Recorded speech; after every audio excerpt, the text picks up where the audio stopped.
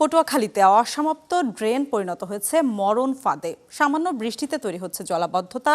এই পানি থেকেই মশাবাহিত রোগ ছাড়াও চর্মসহ নানা ছোঁয়াচে রোগে আক্রান্ত হচ্ছেন স্থানীয়রা। অভিযোগ, বারবার তাগাদা দিলেও সমাধানে তেমন উদ্যোগ নেই।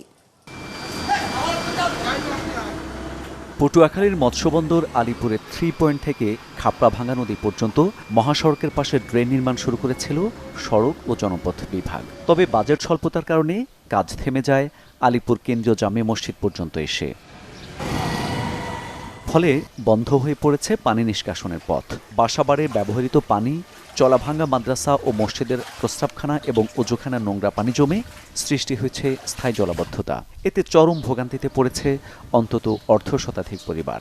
পানিতে এই কয় মাস ধরে বলছেন এই বগদে আসি, ডেঙ্গু মশায় কামড়ায়, এরপর জ্বর হয়, এরপরে এই পানি গায়ে লাগলে হিন্দে পশলা ধরে। এখনো থার মতন নেই।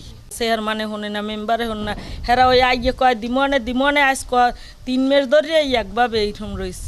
ড্রেনিং ব্যবস্থা না থাকার কারণে সব তলাই গেছে। এখন এর ভিতরে মনে করেন এই পানির ভিতরে এত দুর্গন্ধ পানিতে, মানে যে কোনো জায়গায় লাগলে অ্যালার্জি, তারপরে আপনার যে কোনো ঠোসকা পড়ে যায় এবং এর এখানে প্রচুর পরিমাণে মনে করেন মশা মাছির সৃষ্টি হইয়া মানে ঘরে থাকা এখন খুব কষ্টদায়ক। আমরা খুব দুর্ভোগের ভিতরে আছি এখন।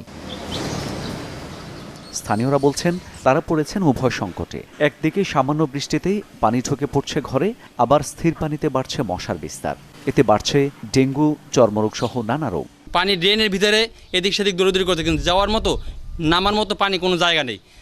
তাই মশায় এবং জলাতঙ্ক রোগে প্রায় বাচ্চারা জ্বরে অসুস্থ, ডেঙ্গু জ্বরে। আর পানিতে নামার সাথে সাথে ফসকে উঠে যায়, বিছু উঠে যায়, বাচ্চা কাচ্চা দুর্ভোগ অবস্থা আছে।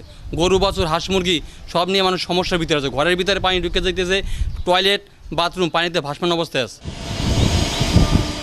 আসছে বর্ষা মৌসুম, তাই পরিস্থিতি আরও ভয়াবহ হওয়ার শঙ্কায় রয়েছে এলাকাবাসী। তবে শিগগিরই ড্রেন নির্মাণ কাজ শেষ করার আশ্বাস দিয়েছে সড়ক ও জনপথ বিভাগ।